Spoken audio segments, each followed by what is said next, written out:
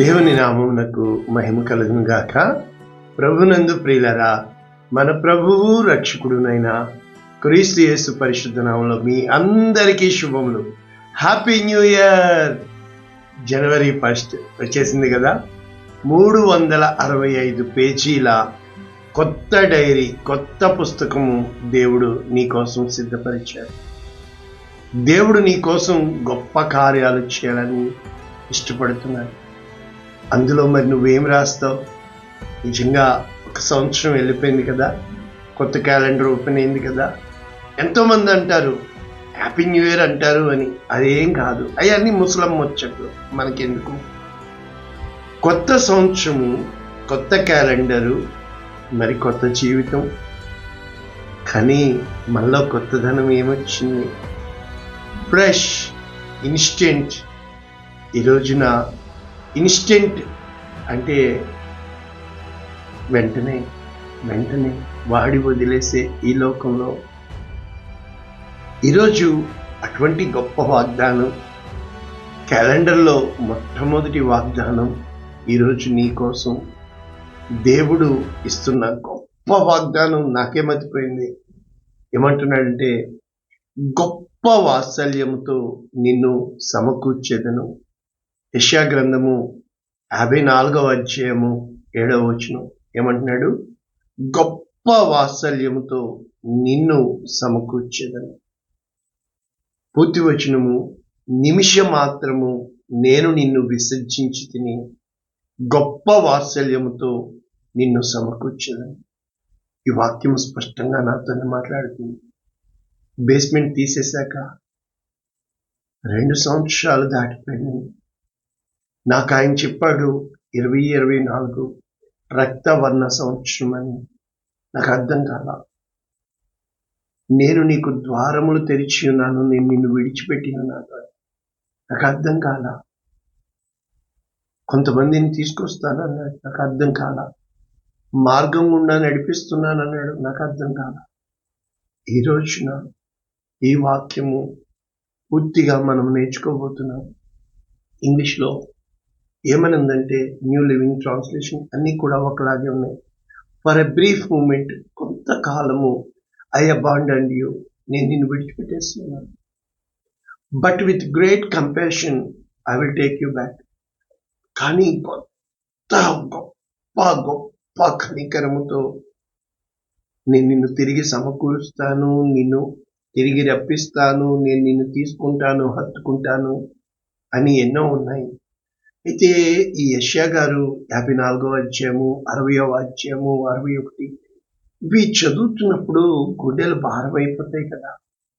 ఎంతగా అంటే మనకి ఏది నమ్మబుద్ధి కాదు కదా. అంటే ఎంతగా కఠిన శ్రమల గుండా వెళ్ళిపోయి వచ్చేసిన తర్వాత ఇది నిజమా అంటే కూడా నమ్మలేనంతగా ఆ బాధలు మనల్ని ముంచివేసినప్పుడు చిరాగ్గా ఉంది కదా న్యూ ఇయర్. కానీ ఎప్పుడూ కూడా నీకు చిరాకులో ఉన్నప్పుడు పరాకుగా ఉండమాక, చిగురాకులాగా నీవు తిరిగి చిగురించాలి అంటే ఎన్నో వస్తాయి. ఎంతో మంది వస్తారు, ఇదా అంటారు, అదా అంటారు, అలా అంటారు, ఇలా అంటారు. నీవు స్థిరముగా ఉండాలి. అంటే దేవుడు నిన్ను నమ్మి యుద్ధ రంగంలోనికి పంపిస్తున్నాడు. కానీ నీతో వచ్చేవాడు నీ దేవుడైన యెహోవాయే. నిన్ను వదిలిపెట్టాను అంటున్నాడు. కాదు, పక్షిరాజు గూడు రేపి ఏ విధంగా బిడల్ని కిందకి వదులుతుంది, టపటపలాడుతూ రెక్కలు ఆడించుకుంటూ ఎగరడం నేర్చుకుంటారని. ఏ రోజు కూడా ప్రభువు నిన్ను గర్భంలోనే పెట్టుకున్నాడు. అంటే ఒకసారి రూట్కి వెళ్ళిపోదాము. స్పష్టంగా రూట్కి వెళ్ళిపోతే ఇక్కడ మొట్టమొదటి వర్డ్ వాళ్ళు రాసింది ఏంటంటే, మరి క్షణము అన్న మాటకి బెరెగా అని ఇక్కడ ఒక్కసారి రాయబడింది. రెగా అంటే అర్థం ఏంటంటే మూమెంట్, క్షణము, లేకపోతే ఇన్స్టెంట్ అంటే త్వరితముగా, షార్ట్ టైం అంటే కొంతకాలము, ఇంకా చెప్పాలంటే వింక్ అంటే కనురెప్ప పాటున. కాబట్టి ఈ విధముగా వీళ్ళు భావం ఇస్తూ ఈ రెగా అన్న దానికి వాళ్ళు అర్థం ఏం చెప్తున్నారంటే, కొంతకాలం మట్టుకు అంటే దేవుని కాలము మనకు తెలియదు కనుక దేవుని దృష్టికి ఒక దినము 1000 సంవత్సరముల వలె, 1000 సంవత్సరములు ఒక దినము వలె ఉంటాయి. అవును కదా ప్రభా అని, ప్రభా ఒక్క దీనార్ ఇవ్వు ప్రభా అంటే వీడికి ఎన్ని కావాలా? 1,00,000 దీనారాలు కావాలని. అయితే దేవుడు అంటాడు, ఒక్కరోజు వెయిట్ చేస్తావా అని, అంటే 1,00,000 రోజులు వెయిట్ చేయమని. కాబట్టి దేవుని దగ్గర మనం లాజిక్ లాక్కూడదు. ఎప్పుడు కూడా అంటే ఈ మెటాఫోరికల్ కాంటెక్స్ట్ ఏంటంటే, దేవుడు విడిచిపెట్టాడు అని కాదు. మన బిడ్డని మనం చేయి విడిచిపెట్టి పైకి ఎక్కుతుందా లేదా చూస్తాం. వెనకాల పట్టుకుని సిద్ధంగా ఉంటాం. ఒక పక్షిరాజే అలా ఉంటే నా బిడ్డ నిజంగా చేయగలుగుతున్నాడా, ట్రైనింగ్ ఇస్తున్నప్పుడు ఏ విధంగా ఉంటుందో ఆ విధముగా దేవుని యొక్క దైవిక కృపలో నిన్ను దేవుడు శ్రమలకి విడిచిపెడతాడు తప్ప ఆయన తిరిగి సమకూర్చడానికి. అంటే ఈ యెషయా గ్రంథము 54వ అధ్యాయము అసలు ఎంత గొప్ప వాగ్దానాలు ఇందులో ఉన్నాయి అని అంటే, గొర్రెల పిల్లలను కన్నాన జయగీతం ఎత్తుము అని చెప్పుతూ నీ గుడారపు స్థలాన్ని నేను విశాలపరుస్తాను అని చెప్పుతూ నీవు సిగ్గుపడనక్కర్లేదు, గతించినది చాలు, నీవు లజ్జపడనక్కర్లేదు, నీవు మొత్తం మరిచిపోతావు. నేను నిన్ను ఎంతగా అంటే నిన్ను సృష్టించిన నేను నీకు భర్త ఉన్నానని చెప్పుతూ, నిన్ను విమోచిస్తానని చెప్పుతూ, నిన్ను తిరిగి రప్పిస్తాను అని చెప్పుతూ, నిమిషం మాత్రము నేను నిన్ను విసర్జించి మహోద్రేకము కలిగి వెల చెల్లించకుండా. జీతం ఎప్పుడు ఇస్తారు? నెల అయిన తర్వాతే కదా. అడ్వాన్స్ అంటే అవ్వకుండా ఇచ్చేది. మరి ఇప్పుడు నీకు బహుమానం ఇవ్వాలి అంటే దేవుడు నీవు ప్రయాణించాలి కదా. నిత్యమైన కృపతో నీకు వాత్సల్యము చెబుతుంది. మళ్ళా ఇంకా ఈ అధ్యాయం అంతా వాత్సల్యం వాత్సల్యం ఎంతగా అంటాడంటే, ఇదిగో 10వ వచనం, పర్వతములు తొలగిపోయిన, మెట్టలు దద్దరిల్లిన నా కృప నిన్ను విడిచిపోదు, నీతో నిత్యము అంటే జాలి పడతాను అని చెప్తున్నాడు. కనుక ఇక్కడ ఈ రెగా కోసము ఇంకా కొంచెం వెళ్తే, వీళ్ళు ఆ రోజుల్లో వాళ్ళు అంటే అనుభవపూర్వకంగా ఒక మూమెంట్ అంటే కొంతకాలం మటుకు శ్రమలు, వాక్యాలు చూపిస్తాను. అయితే ఇక్కడ వాళ్ళ మీనింగ్ ఏంటంటే, ఇంకా చెప్పాలి అంటే సడన్లీ అంటే నువ్వు అనుకోనని విధముగా ఆశీర్వాదం నీ ఒళ్ళోకి వచ్చి పడుతుంది. ఇంకా చెప్పాలంటే మరి వేరే మాట రకాం అంటే కంపేషన్, వాత్సల్యము. ఈ రకాం అన్న మాటకి కంపేషన్, టెండర్ లవ్ అంటే ఆ యొక్క తొలి ప్రేమ ఎలా ఉంటుందో, గర్భంలో పెట్టుకున్న ప్రేమ ఎలా ఉంటుందో, జాలి దయ ఎలా ఉంటుందో, అంటే ఒక రకంగా చెప్పాలంటే దేనితో పోలుస్తుంది? తల్లి వాత్సల్యముతో. కడుపులో ఉన్న బిడ్డను చూసి తల్లి ఎలా మురిసిపోతుందో, కొంతకాలం బయటికి వదిలాను కానీ తిరిగి గర్భంలో పెట్టుకుంటాను. నన్ను గర్భంలో 10 సంవత్సరాలు పెట్టుకొని 2 సంవత్సరాలు వదిలాడు. అందరికీ సాక్ష్యం ఉంది. తల్ల కిందులైపోయాను, నువ్వు లేకపోతే నేను ఉండలేను ప్రభు అని. స్వర్గం అక్కడ అందరికీ తెలుసు, నా జీవితం సాక్ష్యం ఉంది. తిరిగి నేను నిన్ను గర్భంలో పెట్టుకుంటున్నాను, నీకు నూతన స్థలం నేను సిద్ధపరిచి ఉన్నానని నాతో చెప్తున్నాడు. నాతో ఎలా మాట్లాడుతూ ఉంటాడు, మనుషులు అలా చెప్తా ఉంటారు. మనుషులు కళ్ళ ముందు జరిగేవి చూస్తారు, దృశ్యమైనవి కాక అదృశ్యమైన వాటి యందు కొంతకాలము నా బాహ్య పురుషుడు కృషించుచున్నాను, అంతరంగ పురుషుడు దినదినము కొంతకాలము అన్న దగ్గర వాడబడిన పదము ఇది. కనుక ఇప్పుడు ఇంకా రకాం అన్న దానికి అర్థం ఏంటంటే గొప్ప వాత్సల్యము. అంటే తల్లి రొమ్ములో పెట్టుకుని మెత్తదనము ఏ విధముగా ఉంటుందో దేవుడు నిన్ను తీసి కడుపులోది పెట్టేస్తాడు, గర్భంలో దాచుకుంటాడట. అయ్యో దేవుని ప్రేమ ఏ విధముగా మీకు వివరించాలో నాకు అర్థం కావట్లేదు. ఇంకా కొన్ని వదాలు చూసి వాక్యాలు నేను చేసుకుంటే ప్రభునందు ప్రియులరా అనేక మందికి పంపించేయండి. మా అయ్యగారు ప్రార్థన చేస్తే ఇప్పుడు ఎంతో మంది చెప్తున్నారు, అయ్యగారితో ఎందుకు చూసేస్తే నాకేమవుతుంది, ఎందుకు నాకు నీ కుటుంబం కోసం వేదన, మీ యొక్క కష్టాల కోసం చింత. మరి ఇప్పుడు ఇక్కడ బ్రీఫ్ మూమెంట్ అన్న దాన్ని ఈ యొక్క పదము ఇప్పుడు ఆల్రెడీ రెగా అని చెప్పాను కదా, దీన్ని వాళ్ళు చారిత్రకముగా ఈ విధముగా చూస్తే వెరీ షార్ట్ ఫ్లీటింగ్ పీరియడ్. అంటే అలా కనబడి అలా మాయమైపోవడం, ఆ క్షణకాలం, లిప్త కాలం అంటారు చూడు, దానికి ఇస్తాడు. అంటే దేవుని యొక్క జడ్జిమెంట్, క్రమశిక్షణ పరిచేది ఆ విధముగా ఈ ఇశ్రాయేలీయుల్ని దేవుడు నడిపించినట్లు మనము చూడగలుగుతున్నాం. ఐ ఫార్సక్యూ అన్న మాటని, అంటే నేను నిన్ను విడిచిపెట్టి తిని అన్న మాటని అజ్జావ్ అంటే అర్థం ఏంటంటే నిన్ను విడిచిపెట్టడం అని కాదు, కానీ అంటే దేవుడు నిన్ను వదిలేసి వెళ్ళిపోవడం అని కాదు, కానీ తల్లి ఎలా కూర్చోబెట్టి ఇలా చేతులు తీసి కూర్చోగలుగుతుందా లేదా, నడవగలుగుతుందా లేదని పక్కనే ఎలా ఉంటాము, అడుగులు తప్పడు అడుగులు వేస్తూ. అటువంటి మాటకి ఈ భావము మరి ఇక్కడ అర్థం చెప్తుంది. ఇక్కడ రకాం గురించి చెప్పాను కదా, కంపాషన్ అంటే దేవుని యొక్క గొప్ప వాగ్దానాలు నీలో నెరవేరాలి అంటే ఉన్నప్పుడు ఒకలాగే ఉండాలి, లేనప్పుడు ఒకలాగే ఉండాలి, అందరూ ఉన్నా నీకులాగే ఉండాలి, ఎవ్వరూ లేకపోయినా నీకులాగే ఉండాలి, ఎవ్వరి కోసం నటన బ్రతుకు నీలో ఉండకూడదు అని దేవుడు ఇష్టపడుతున్నాడు. ఇంకా I will bring you back అన్నదానికి కబాస్ అంటే ఐ విల్ గ్యాదర్ యూ అంటే దేవుడు తన ఆత్మీయ స్థితిలో తన ఆప్యాయతతో నీకు ఒక గర్భము తెరిచి తిరిగి మళ్ళా దేవుడు తన కృపా కాపుదలలో ఉంచడము అని అర్థము. ఒకసారి వాక్యాల్లోనికి వెళ్ళిపోతే నిర్గమాకాండం 33:5 మోషేతో అంటే దేవుడు చెబుతూ వారు ఇంకా లోబడనొల్లని ప్రజలు అని అప్పుడు చెప్పుతున్నాడు. ఇశ్రాయేలీయులతో మీరు లోబడనొల్లని ప్రజలు, క్షణమాత్రము నేను మీ మధ్యకు వచ్చానా మీరు దహించు. భూకంపం వస్తుంది, క్షణమే భూమి కంపిస్తుంది, మొత్తం నాశనం, క్షణమే ఆ కన్ను రెప్ప మూతపడుతుంది, యాక్సిడెంట్ అయి చచ్చిపోతాము. అంటే క్షణము అనేది సంఖ్యాకాండం 16:20 అక్కడ దాతాను, కోరహు, అబీరాము వీళ్ళందరూ తిరగబడినప్పుడు దేవుడు చెప్తున్న మాట సంఖ్యాకాండం 16:20 మీరు ఈ సమాజము నుండి అవతలకి వెళ్ళడి, క్షణములో నేను వారిని కాల్చివేదును అని చెప్పినప్పుడు వారు అక్కడ ఎలాగ ప్రార్థన చేస్తున్నారంటే సమస్త శరీరాత్మలకు దేవుడా అని సాగిలపడి ఈ ఒక్కడు పాపము చేసినందున అని. కాబట్టి ప్రభునందు ప్రియులరా, క్షణిక సుఖము కోసము, ఒక్క పూట కూటి కోసము ఈరోజు నూతన సంవత్సరంలో ప్రవేశిస్తున్న నీవు ఒక తీర్మానము చేసుకోవాలి.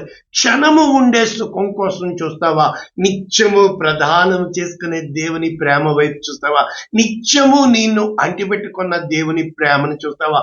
నన్ను తిరిగి నాతో చెప్పేస్తున్నాను, నీకు స్థలం సిద్ధపరిచేశాను, పదాని అంతఃపురంలోనికి మళ్ళా వెళ్ళిపో, నీ గర్భంలోకి నువ్వు మళ్ళా వెళ్ళిపో, నేను నీ చుట్టూ ఆవరిస్తాను, నేను నిన్ను కృపతో ఆవరిస్తున్నాను.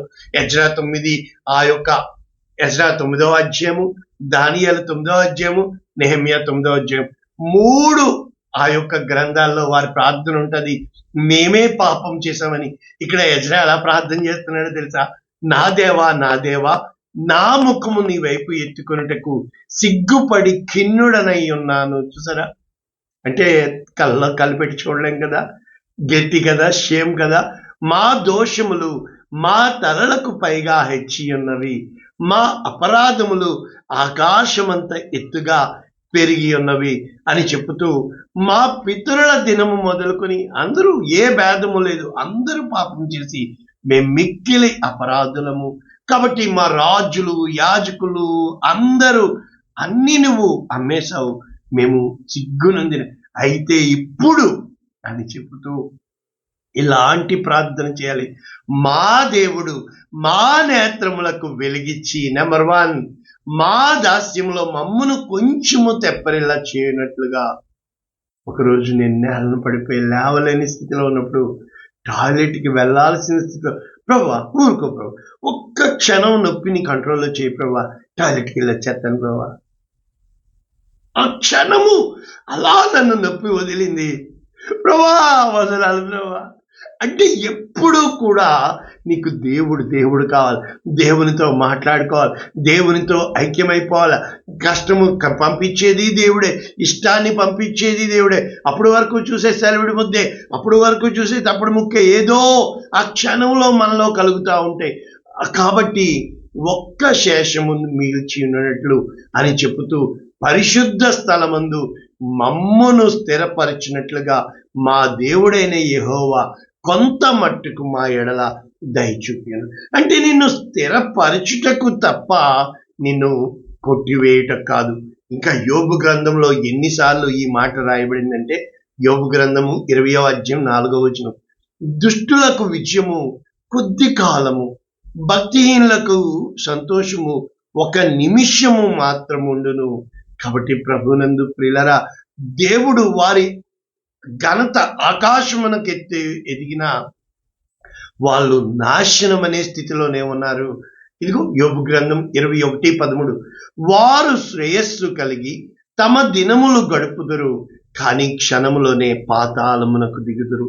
ఎవరు తెలుసా వీరు? యోబు 21, అదేవిధంగా ఆసాపు రాసిన కీర్తన 73 ఎలా ఉంటాయంటే, వారు ఎంత ధైర్యంగా ఉంటారంటే వారి నాలిక భూ సంచారం చేస్తారు, గర్వపు మాటలు మాట్లాడతారు, వారి కుటుంబములు భయము లేక క్షేమంగా ఉంటాయి, ఎటువంటి రోగము గొండ్రాయిల్లాగా ఉంటారు. కాబట్టి వారి పశువుల మందలు బాగుంటాయి, వారి అన్నీ బాగుంటాయి. ఈ లోకం ఎప్పుడు వారి ఆస్తిని బట్టే కదా ఆశీర్వాదం అంటారు. తమ పిల్లలు మందలుగా వారు ఎంతగా సంతోషంతో ఈ లోక సంబరములతో మిగిలి ఉంటారు. కనుక మ్యూజిక్ లో తేలుతూ ఉంటారు, గానాలు చేస్తూ ఉంటారు, అన్ని సెలబ్రిటీస్ అవుతా ఉంటారు. కానీ వారు క్షణమాత్రంలో.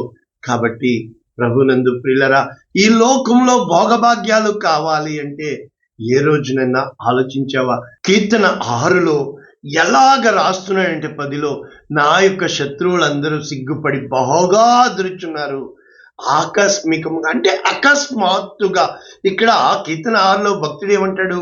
నీ కోపము చేత నన్ను గద్దింపకము, నీ ఉగ్రతతో నన్ను శిక్షించకము అని చెప్పుతూ, నీవు నన్ను కరుణించు వరకు, ఎంతవరకు కరుణించు అని చెప్పుతూ ఏమంటాడో తెలుసా కీర్తనకారుడు? నేను మూలుగుచు అలసి ఉన్నాను, ప్రతి రాత్రి కన్నీరు విడిచుచు నా పరుపు తేలజేయుచున్నాను, కన్నీళ్ల చేత నా పడక కొట్టుకుని పోచున్నది. ఇక్కడ కీర్తన 30లో రాస్తాడు. అంటే కీర్తనాకారుడు అనుభవంతో చేసిన ప్రార్థనలు అనాలా, స్తుతించిన కీర్తనలు అనాలా, తన జీవితం అనాలా? ఇక్కడ ఆయన కోపము నిమిషము కాదండి బాబు, క్షణము, లిప్త కాలము, కనురెప్ప పాటు. ఆయన దయ ఆయుష్కాలం అంతయు. అంటే నీకు ఆయుష్కాలం అంతయు ఇవ్వాలంటే క్షణికమైన ఆలోచించారా? ఏ రోజైనా సాయంకాలమున ఏడుపు వచ్చి రాత్రి ఉండినను ఉదయమున సంతోషము కలుగును. చూసారా, నేనెన్నడూ కదలనని నా క్షేమకాలమున అనుకుంటుని, అయితే దేవుడు దయగలిగిన వాడు. కనుక ప్రభువునందు ప్రియులరా, నీవు కష్టంలో ఉన్నప్పుడు ఎవరికి మొరపెడుతున్నావు? ఇష్టంలో ఉన్నప్పుడు ఉన్న వాళ్ళు ఎవ్వరూ నీ కష్టంలో ఉండరు. అందుకనే కీర్తన 73 ఆల్రెడీ నేను చెప్పాను కదా, వాళ్ళు అలా ఉన్నారు, వాళ్ళు బాగున్నారు, వీళ్ళు బాగున్నారు అంటాడు కీర్తనాకారుడు. అయితే 17వ వచనం నుంచి అంటాడు, నేను దేవుని పరిశుద్ధ స్థలములో పోయి వారి అంతము చూడగా, ధ్యానించగా అది నాకు ఆయాసకరంగా, వారు నిత్యముగా కాలు జారిన చోటనే ఉంచున్నావు, నశించున్నట్లు వారిని పడవేయుచున్నావు, క్షణమాత్రంలో వారు పాడైపోదురు, మహాభయము చేత నశించిపోతారు. మేలు కొన్నవాడు కళ్ళు మర్చిపోయినట్లు మర్చిపోతాడు. నా హృదయం మత్సరపడిను, ఎక్కడెక్కడ కాసిన కాలంలో వద్దు. తెలివిలేని పసిప్రాయుడిగా ఎక్కడ నోరు జారిపోయావు? వద్దు. నీవు నన్ను పట్టుకుని ఉన్నావు, నీ ఆలోచన చేత నడిపిస్తావు, మహిమలో చేర్చుకుంటా. నీవు నన్ను పట్టుకుని ఉన్నావు, నడిపిస్తావు, మహిమలో చేర్చుకుంటావు. ఆకాశమందు నీవు తప్ప ఈ లోకంలో. అంటే నీ కష్టంలో నువ్వు ఎవరిని వెతుకుతున్నావు? నీవు ఎవరి కోసం? అబద్ధం ఆడే నాలుక క్షణమే ఉంటుంది తెలుసా? అయితే నీతిమంతుల పెదవులు నిత్యము స్థిరముగా ఉంటాయి. ఇక్కడ మనము ఒకసారి హోషేయ గ్రంథము 6వ అధ్యాయము 1వ వచనం ఎలా ఉంది తెలుసా? మనము యెహోవా యొద్దకు పోదాం రండి, ఆయన మనలను చీల్చివేసెను. చూసారా, విరిచేవాడే. మనసు ఇరిగిపోయిందిరా అంటా ఉంటారు. మనసు విరగకపోతే దేవుడు నిన్ను పట్టుకోడు. ఏంటో కదా, ఆయనే మనలను స్వస్థపరచును, ఆయన మనలను కొట్టెను, ఆయనే మనలను బాగు చేయను. 2 దినముల తర్వాత అని చెప్పుతూ ఆయన 3వ దినమున మనం బ్రతికించెను. అని చెప్పుతూ ఇక్కడ 6:6 గుర్తుపెట్టుకోండి. 6:6 నేను బలిని కోరను కాను, కనికరమునే కోరుచున్నాను. దహన బలుల కంటే దేవుని గూర్చిన జ్ఞానం, అంటే నువ్వు నడిచొచ్చిన మార్గంలో దేవుడు నీకు ఎలా తోడుగా, నాకున్నాడు సాక్ష్యం, మీరున్నారు. ఎలా అరిచానో, ఎలా కేకలు పెట్టానో, ఎలాగ నా బాధలు చెప్పుకున్నానో, ఎక్కడికి వెళ్లకుండా నాకు ఇవ్వబడిన సమయంలో ప్రభా ఇప్పుడు ఏం చేయాలి ప్రభా, ఇంకేం తీసేయాలి ప్రభా, ఎలా దగ్గరైపోవాలి ప్రభా, ఈ కొత్త సంవత్సరం 365 రోజులు నా ముందున్నాయి. డైరీ అంటే నాకు చాలా ఇష్టం తెలుసా. నాది పక్కలు చదివేస్తారని కొన్ని చోట్ల కొన్ని రాయను, కానీ ఈ సంవత్సరం ప్రతి క్షణము రాయాల. అసలు ఎలా పోషించాడో ఎందుకు రాయలేదంటే చదివేసే వాళ్ళు ఉన్నారు కనుక డైరీ ఉంటే తీసుకొచ్చేయండి, నో ప్రాబ్లం. నాకు డైరీలు ఇష్టం. ఎప్పుడు కూడా నీ జీవితంలో దేవుని కోసం ఏమి రాస్తున్నావు కనుక విలాపవాక్యములు 3:31 ప్రభువు సర్వకాలము విడనాడడు, ఆయన బాధ పెట్టినను, బాధ కాదండి బాబు, ఆయన కృపా సమృద్ధి నీకు తోడుగా ఉందని అర్థం. కనుక ఇప్పుడు ముగిస్తే 2 కొరింథీ 4:17 దృశ్యమైన వాటిని కళ్ళ ముందు నా లోపల దేవుడు వచ్చాడా, నాలో ఉన్నవాడు వెండి బంగారములు నా యొద్ద లేవు, కానీ నాలో ఉన్నవాడు, నాకు కలిగిన నామము యేసు నామం. ప్రభా నువ్వు పూర్తిగా వచ్చావా ప్రభా, ఇప్పుడు నా హృదయంలో నీకు స్థానం దొరికిందా, ఇంకేమన్నా ఉన్నాయా ప్రభా, ఇంకేమన్నా తీసేస్తావా ప్రభా, ఊరుకో ప్రభా, నువ్వు లేకపోతే ఎందుకు ప్రభా అంటే అదృశ్యమైన వాటిని దాని కనుక క్షణమాత్రం ముందు చులకని శ్రమల కొరకు మాకు అంతకంత ఎక్కువైన నిత్యమైన మహిమ, దృశ్యమైనవి అనిత్యములు, అదృశ్యమైనవి ఉన్నవి అనుటకు రుజువు. కనుక ప్రభునందు ప్రియులరా, మరి ముగించుకుంటే పేతురు గారు అంటారు, మొదటి పత్రిక 5వ అధ్యాయము 10వ వచనం, తన నిత్య మహిమకు క్రీస్తునందు మిమ్మును పిలిచిన సర్వకృపానిధి యగు దేవుడు. నాకు అనుభవంలో నేను దేవునితో నడిచాను, నాకుంది ఆ కార్యం. ఎవరెవరు నీవు ఇచ్చిన బాధ్యత వాళ్ళు నిన్ను వదిలేస్తారు కాదు, వాళ్ళకి మహాలుగా అలా వచ్చేస్తారు. నాకు అలవాటు అయిపోయింది. ఎంతగా దుష్టుడు శోధిస్తాడంటే మిమ్ములు పూర్ణులుగా చేసి స్థిరపరిచి బలపరుస్తాడు. హోషేయ 2:19 నీ కోసం ఈరోజు వాగ్దానం, నీవు నిత్యము నాకు ఉండాలి అంటే ఆ ఎడబాటులో నువ్వు ఎవరి కోసం వెతుకుతున్నావు?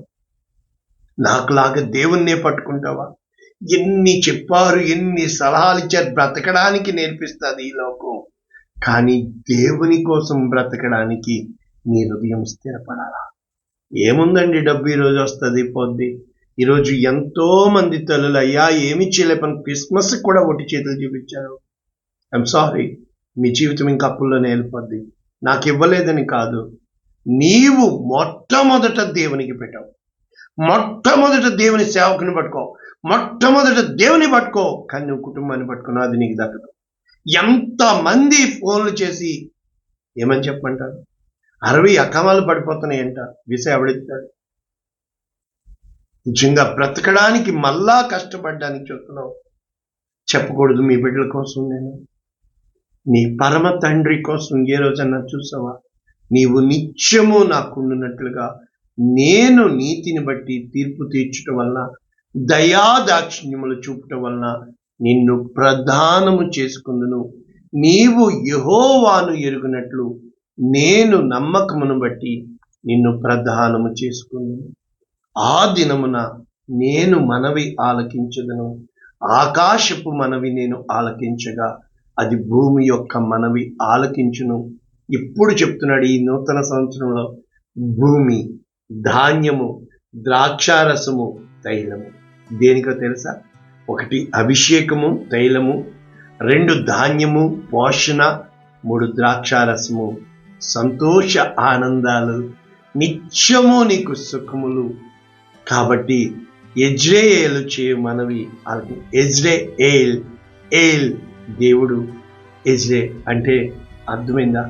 నేను దానిని భూమి యందు లో అమ్మి లోరుహామ యెజ్రెయేల్. ఇప్పుడు మీకు అర్థమైంది. ఇవన్నీ వాక్యాలు చెప్పాను. ఎంతోమంది క్యాలెండర్లకు ముందుకు వచ్చారు. కొత్త క్యాలెండర్ ఇదిగో మళ్ళా ప్రారంభమైపోయిన ఈ వాక్యాలు జాలి నొందని దాని యందు నేను జాలి చేసుకుందును.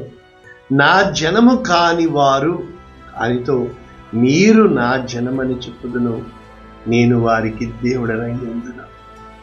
ప్రార్థన చేయనా. పరిశుద్ధుడా, ప్రేమ కలిగించండి.